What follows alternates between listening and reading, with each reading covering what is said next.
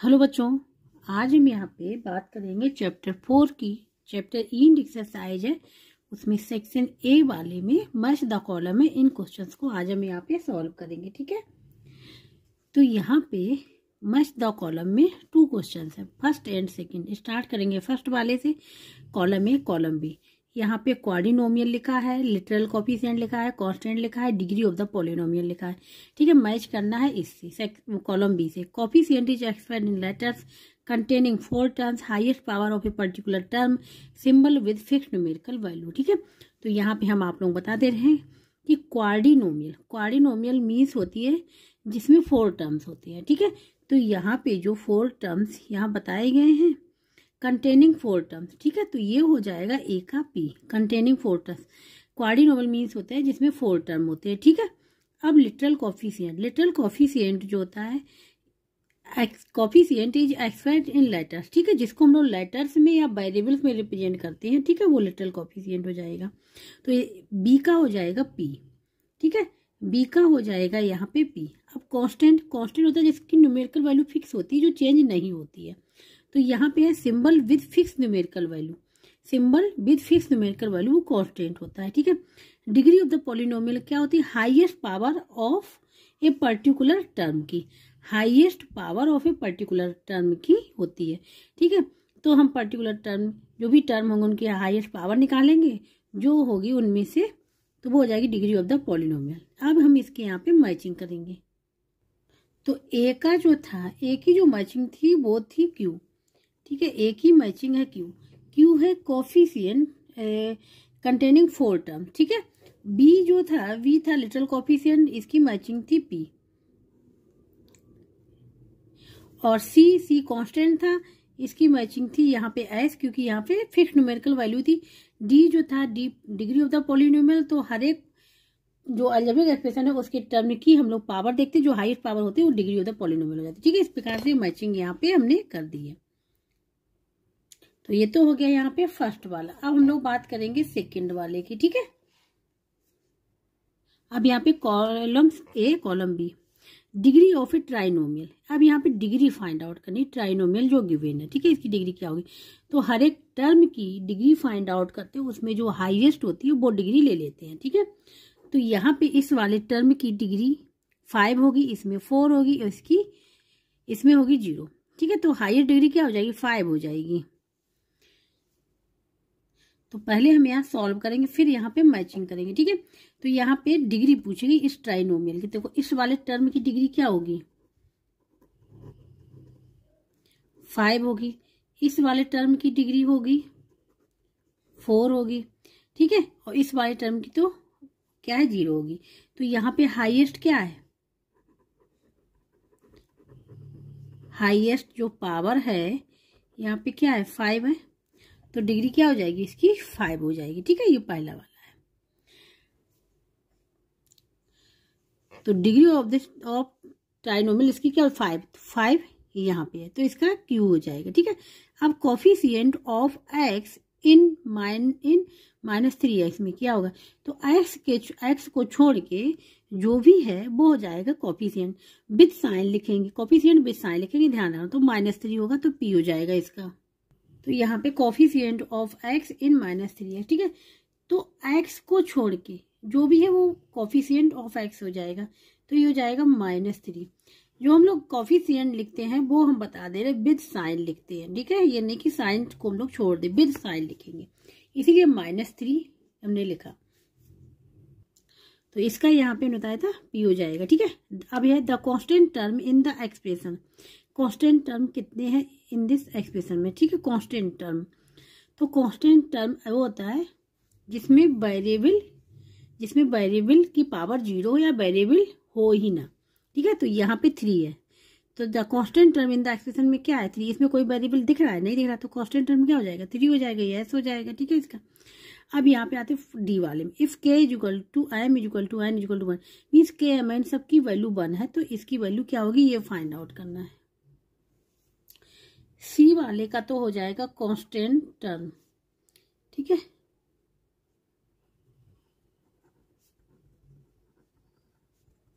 तो ये हो जाएगा। अब आते हैं डी वाले पे, -5k² m³ ये है। और वेयर क्या है, k = m = n = 1, सबकी वैल्यू 1 है, यहाँ पुट कर दे तो -5k की वैल्यू क्या है 1 की पावर 2, m की है 1 की पावर q और n क्या है 1। तो यहाँ माइनस ये क्या हो जाएगा 1 1 1, तो -5 × 1 क्या हो जाएगा -5, इसका आंसर होगा। तो यहाँ पे -5 आ गया, तो ठीक है डी का आर हो गया। अब हम लोग मैचिंग कर लेंगे, तो यहाँ मैचिंग करें, ए का हो जाएगा क्यू, ठीक है, क्योंकि वहाँ पे डिग्री पूछी गई, डिग्री थी 5, तो ये 5 हो जाएगी डिग्री, ठीक है। बी का हो जाएगा, यहाँ पे कोफिशिएंट पूछा गया तो पी हो जाएगा, पी की आया था -3 था, ठीक है। सी जो था कांस्टेंट टर्म 3, तो ये हो जाएगा एस और ये है 3, ठीक है। और डी जो है यहाँ पे डी का आ जाएगा -5 आर, ठीक है, -5, ये हो जाएगी मैचिंग। तो इस प्रकार से मैच द कॉलम यहाँ पे कंप्लीट हो गया दोनों पार्ट। अब हम यहाँ पे बी पार्ट करेंगे, असर्शन एंड रीजन, ठीक है। यहाँ पे स्टार्ट करेंगे फर्स्ट वाले क्वेश्चन से। असर्शन ए में है, if the sum of 4/5 of x and 5 times x is 140, then the algebraic expression for the statement is 4x + 5 + 5x = 140। ये करेक्ट लिखी हुई कि नहीं लिखी हुई, ये यहाँ पे पता करना है। यहाँ पे क्वेश्चन में है सम ऑफ 4/5 ऑफ x का and 5 time x is 140। Sum of 4/5 of x, ठीक है, एंड 5 टाइम्स x इज 140। ये यहाँ पे क्वेश्चन में है, ठीक है। तो 4/5 ऑफ x, इसका मतलब क्या हुआ, देखो 4/5 ऑफ का मीन होता मल्टीप्लाई x, ठीक है। अब यहाँ सम करना है, प्लस का साइन आ जाएगा, and 5 times x, 5 times x means 5 में मल्टीप्लाई x का हो जाएगा। इज का मतलब होता है = 140। ये इक्वेशन जो है वो करेक्ट लो, ठीक है। इसको हम लोग ऐसे भी लिख सकते हैं 4x/5 + 5x = 140, ठीक है। तो यहाँ पे जो असर्शन में लिखी हुई है वो करेक्ट है। यहाँ असर्शन में जो स्टेटमेंट लिखा वो करेक्ट स्टेटमेंट यहाँ पे लिखा हुआ है, ठीक है। अब रीजन क्या है, I think of A number x subtracted 3 from it and then divide by 5, the correct algebraic expression is, ठीक है।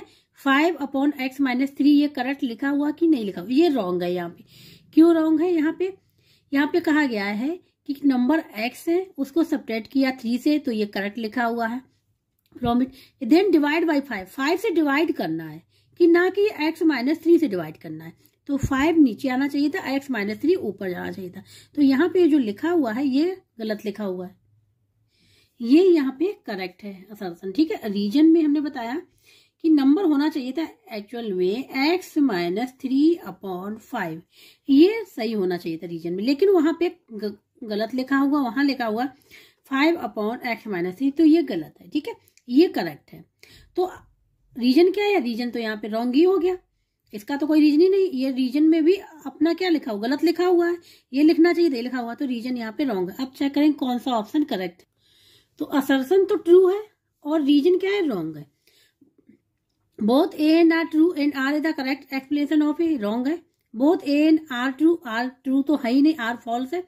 तो आर फॉल्स कहाँ पे है, इसमें आ रहा है, और ए ट्रू है, आर फॉल्स। सी ऑप्शन यहाँ पे करेक्ट होगा, सी ऑप्शन जो है वो करेक्ट ऑप्शन हो गया। अब हम लोग करेंगे सेकंड क्वेश्चन।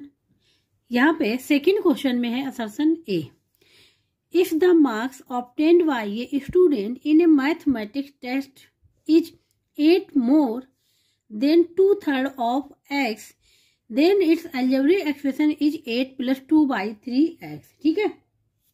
यहाँ पे तो यहाँ पे ये जो लिखा हुआ वो करेक्ट लिखा हुआ है, क्योंकि यहाँ पे जो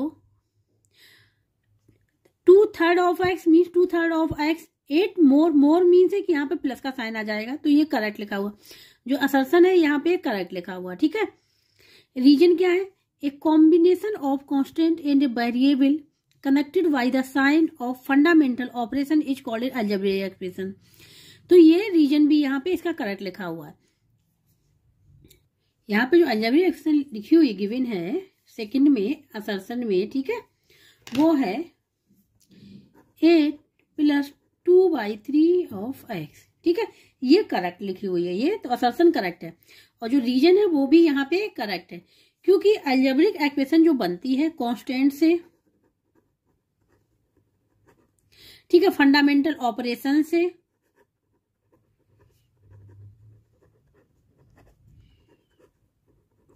फंडामेंटल ऑपरेशन कौन से होते हैं ये बता दे रहे हैं। प्लस हो गया, माइनस हो गया, मल्टीप्लाई हो गया, डिवाइड हो गया, ठीक है, एंड वेरिएबल से। तो यहां पे देखो इस वाले में 8 क्या है? कांस्टेंट है। 2/3 क्या है? कोफिशिएंट है। x क्या है? वेरिएबल। तो मींस ये वाला टर्म क्या हो गया? पूरा वेरिएबल हो गया। और फंडामेंटल ऑपरेशन भी यूज हुआ, यहाँ प्लस का साइन यूज हुआ, ठीक है। तो यहाँ पे जो रीजन लिखा हुआ वो करेक्ट लिखा हुआ, तो रीजन भी यहाँ पे करेक्ट है। तो अब चेक करते हैं कि कौन सा ऑप्शन करेक्ट होगा। यहाँ पे both A and R true, दोनों ही ट्रू है, but R is not the correct explanation of A. तो यहाँ पे आर लिखा तो सही है, लेकिन करेक्ट एक्सप्लेनेशन नहीं है वो किसका? इसका, क्योंकि यहाँ पे क्या है? Mathematics test is 8 more than 2/3 of x then its algebraic expression is, ठीक है। यहाँ पे केवल अलजेब्रिक एक्सप्रेशन के बारे में डिस्कस किया हुआ, वो करेक्ट है। तो यहाँ पे जो ऑप्शन होगा वो बी ऑप्शन यहाँ पे करेक्ट होगा, क्योंकि both A and R true, अपनी अपनी जगह पे दोनों करेक्ट है, but R is not the correct explanation of A. तो बी ऑप्शन जो है वो यहाँ पे करेक्ट होगा। अब यहाँ पे आते हैं थर्ड वाले पे, असर्शन ए लिखा हुआ है, इस यहाँ पे 4x - 3 = 2 + 3x लिखा हुआ है, ठीक है। ये अलजेब्रिक इक्वेशन लिखी हुई है। Then the value of x is 5, यहाँ से x की वैल्यू फाइंड आउट करने, क्या 5 आ रही कि नहीं आ रही है। इसी प्रकार से रीजन में चेक करेंगे, ठीक है। रीजन में ये अलजेब्रिक इक्वेशन गिवन है, यहाँ वैल्यू x की -3 आ रही, तो देखेंगे कि सॉल्व करने पे वैल्यू -3 आ रही कि नहीं आ रही। ये दिया गया था, ठीक है, ए वाले में x की वैल्यू निकली है 5, ठीक है, अकॉर्डिंग टू क्वेश्चन। अब हम चेक करेंगे कि हम कौन सी निकलती है यहाँ पे सॉल्व करने पे। तो वेरिएबल को एक साइड ले जाएंगे, 3x को यहाँ पॉजिटिव LHS में ले आएंगे तो माइनस का साइन हो जाएगा। तो 4x - 3x = यहाँ पे क्या है? 2 है। -3 को RHS में ले जाएंगे तो क्या हो जाएगा? साइन चेंज हो जाएगा, यहाँ माइनस का है, प्लस का हो जाएगा। तो यहाँ पे 4x - 3x क्या बचा? x, और यहाँ पे क्या आ गया? 5। तो x = 5 आ गया, यही क्वेश्चन में दिया गया। इसके मतलब असर्शन जो है वो यहाँ पे करेक्ट है, ठीक है। अब बात करेंगे यहाँ पे रीजन की। यहाँ पे लिख लिया हमने रीजन, रीजन में ये दिया है, और यहाँ पे अकॉर्डिंग टू बुक ये दिया गया क्वेश्चन आंसर x - 3 आना चाहिए। अब यहाँ सॉल्व करेंगे इसको। तो यहाँ पे एक कांस्टेंट है -3, इसको इस साइड ले जाएंगे तो प्लस का हो जाएगा। तो 5x = -8 + 23, ठीक है। तो यहाँ पे माइनस कर लेंगे, देखो 23 - 8, 13 में से 8 गया तो यहाँ पर आ जाएगा 5, 1 आ जाएगा 15, ठीक है। तो देन 5x = क्या आ गया? 15 आ गया, ठीक है। x की वैल्यू फाइंड आउट करनी, तो 5 से जो भी मल्टीप्लाई है डिवाइड में हो जाएगा, 15/5, 5 बन जा 5, 5 3 जा, तो x = आ गया यहाँ पे 3।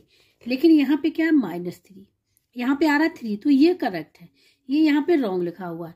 तो इसके मतलब जो रीजन यहाँ पे दिया गया है, रीजन जो दिया गया वो करेक्ट नहीं है, ए करेक्ट है, ए करेक्ट है और आर फॉल्स है, रीजन फॉल्स है, ठीक है। तो यहाँ पे सी ऑप्शन करेक्ट होगा, A is true but R is false. तो यहाँ पे सी ऑप्शन करेक्ट होगा। अब यहाँ पे है फोर्थ वाला असर्शन, ए में क्या है? The present age of a brother is 5 years more than that his sister, ठीक है। प्रेजेंट एज में brother is 5 years more than sister, ठीक है, then his sister. If the sum of their present age 21 years, if the sum of their means यहाँ पे brother और sister की as को अगर हम ऐड करें प्रेजेंट में तो वो है 21 years टोटल, ठीक है। The present of the sister is 8 years. तो यहाँ पे the present age of sister की 8 ईयर्स इन्होंने फाइंड आउट की है। अब हम सॉल्व करेंगे क्वेश्चन को और सिस्टर की एज निकालेंगे। फोर्थ का ए पाला असर्शन, ठीक है। इसमें हम सपोज दोनों की एज ले लेंगे, ठीक है। Let age of his brother, ठीक है। ब्रदर की एज ले ली हमने x। इसी प्रकार से ले लेंगे एज ऑफ हिज सिस्टर, क्या हो जाएगी बाय, ये ले लिया। अब अकॉर्डिंग टू क्वेश्चन स्टार्टिंग में the present age of the brother is 5 years more than that his sister, ठीक है। तो हम क्या करेंगे, यहाँ पे x में से अगर हम -5 कर दें तो इक्वल टू सिस्टर की एज हो जाएगा। अगर हम ब्रदर की एज में से -5 जितना बड़ा है, 5 ईयर्स बड़ा है, इसमें से अगर माइनस कर दे तो वो सिस्टर की एज के इक्वल हो जाएगा, ठीक है। इस प्रकार से हो सकता है। तो यहाँ से इक्वेशन निकाल ले। बाय को हम लोग इस साइड लाएंगे तो x माइनस बाय 5 को उस साइड ले जाएंगे तो ये इक्वेशन 1 हो जाएगी, ठीक है। ये तो हो गई इक्वेशन 1। अब इक्वेशन 2 भी है कि दोनों की प्रेजेंट एज का सम करें तो इक्वल टू 21 है। तो दोनों की प्रेजेंट एज क्या x बाई है, इन दोनों का अगर सम करें तो x plus y is equal to क्या आ जाएगा 21। ये आ गई सेकेंड, ठीक है। इसको सॉल्व करेंगे, हम इसको ऐड कर ले रहे हैं, ठीक है। या फिर हम y की वैल्यू निकाल के पुट कर, हम यहाँ इसको ऐड कर ले रहे हैं। यहाँ पे लिखेंगे ऐड इक्वेशन 1 प्लस इक्वेशन 2। तो क्या करेंगे, ऐड में क्या होता है, लेफ्ट हैंड साइड का लेफ्ट हैंड साइड ऐड होता है और इक्वल का राइट हैंड साइड का राइट हैंड साइड को ऐड होता है, ठीक है। मीन्स कहने का मतलब ये है left hand side plus left hand side हो जाएगी और right hand side plus right hand side का ऐड हो जाएगा, ये ध्यान रखना। तो इसको ऐड करें तो देखो यहाँ पे x minus y plus x plus y, ठीक है, इक्वल टू 5 प्लस 21, ये आ गया। तो यहाँ पे माइनस का प्लस का कैंसिल हो गया, x plus x 2x equal to क्या हो जाएगा, ये 26। तो x इक्वल टू क्या आ जाएगा 26 बाई 2, ठीक है, ये हो जाएगा। तो यहाँ पे कैंसिल है, 2 बन जा 2 13। तो यहाँ पे अगर ध्यान देंगे x इक्वल टू आ गया 13, क्या आ गया 13 आ गया। तो यहाँ पे ब्रदर की एज पता चल गई। अब सिस्टर की एज फाइंड आउट करनी है, ठीक है। तो क्या x की वैल्यू को हम लोग इसमें रख दें, ठीक है, इसमें रखेंगे, ठीक है। हम यहाँ पे बता दे रहे हैं x की वैल्यू को हमने यहाँ पे पुट किया तो x माइनस 5 क्या आ गया 13 minus y is equal to 5, ठीक है, ये हो गया। y की वैल्यू फाइंड आउट करें, y सिस्टर की एज है तो minus y is equal to 5 minus plus का है तो माइनस का हो जाएगा 13, तो क्या आ जाएगा माइनस का 8। तो माइनस और माइनस यहाँ पे कैंसिल हो गए तो y इज इक्वल टू क्या आ गया 8। तो जो सिस्टर की एज क्या आ गई 8 ईयर्स आ गई, यही वहां पे क्वेश्चन में लिखा हुआ। तो असर्शन तो है यहाँ पे करेक्ट, जो असर्शन में सिस्टर की एज दी गई वो यहाँ पे करेक्ट लिखी हुई, ठीक है। अब हम रीजन को चेक करेंगे। अब यहाँ पे आएंगे रीजन पे, ठीक है। इसमें है Sudhir spend ₹X and earns ₹, by every day. If he spend less than what he earns, then in a week he saves ₹7 minus y, ये करेक्ट है कि रॉन्ग है, ठीक है। यहाँ पे हमने ये लिख लिया Sudhir spend ₹X, Sudhir earns ₹, by। ये कह रहे कि सुधीर सेव करता है, ठीक है, इन ए वीक में 7x माइनस y सेव करता है इतना। तो ये गलत है कि सही लिखा हुआ, ठीक है। तो हम यहाँ पे फाइंड आउट करेंगे। तो यहाँ पे लिखेंगे सुधीर सेव्स इन 1 डे, 1 डे का निकाल ले, ठीक है। सबसे पहले एक दिन का निकाल ले, तभी तो हम एक वीक का निकाल पाएंगे। तो सेव कितना करेगा, जो उसने अर्न किया उसमें से ही तो माइनस होगा, जो अर्न किया है उसमें से ही तो माइनस होगा स्पेंड वाला। तो यहाँ पे ₹y माइनस एक्स, ठीक है। तो इसमें 1 डे में उसने सेव किया y माइनस एक्स, तो 1 वीक इज इक्वल टू होता है 7 डेज, ठीक है, 7 डेज होता है।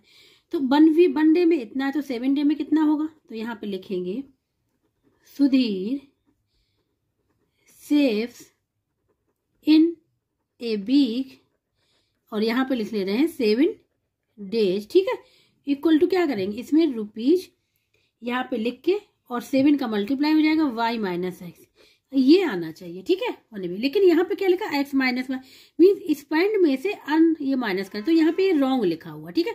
तो आर रीजन का, तो यहाँ पर करेक्ट आया, लेकिन यहाँ पे इसको हम क्या, जो यहाँ पे लिखा हुआ गिवन दिया गया वो रॉन्ग है, तो आर यहाँ पे रीजन क्या होगा, रॉन्ग होगा, और असर्शन यहाँ पे करेक्ट है। तो यहाँ पे असर्शन ट्रू है but R is false, reason वहां पे गलत लिखा हो, ठीक है, आर इज फॉल्स, ठीक है। तो सी ऑप्शन यहाँ पे करेक्ट होगा, तो यहाँ पे सी ऑप्शन जो है वो करेक्ट होगा। अब यहाँ पे लास्ट क्वेश्चन है, क्वेश्चन नंबर 5, ठीक है। असर्शन ए, इन अलजेब्रिक एक्सप्रेशन कंटेनिंग 2 और मोर terms is called a polynomial, ठीक है। तो यहाँ पे इन्होंने कहा है कि एक अलजेब्रिक एक्सप्रेशन कंटेनिंग 2 और मोर terms is called a polynomial, ये करेक्ट लिखा हुआ है, ठीक है। मोनोमियल पॉलिनोमियल नहीं होती है।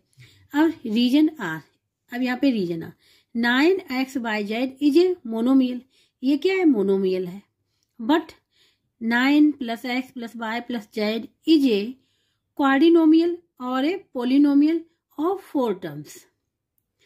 तो यहाँ पे ये ट्रू तो लिखा हुआ, क्योंकि यहाँ पे ओनली 1 टर्म है 9x/z, जहाँ पे 1 टर्म होता है वो मोनोमियल होती है, ठीक है। तो ये करेक्ट लिखा हुआ मोनोमियल है।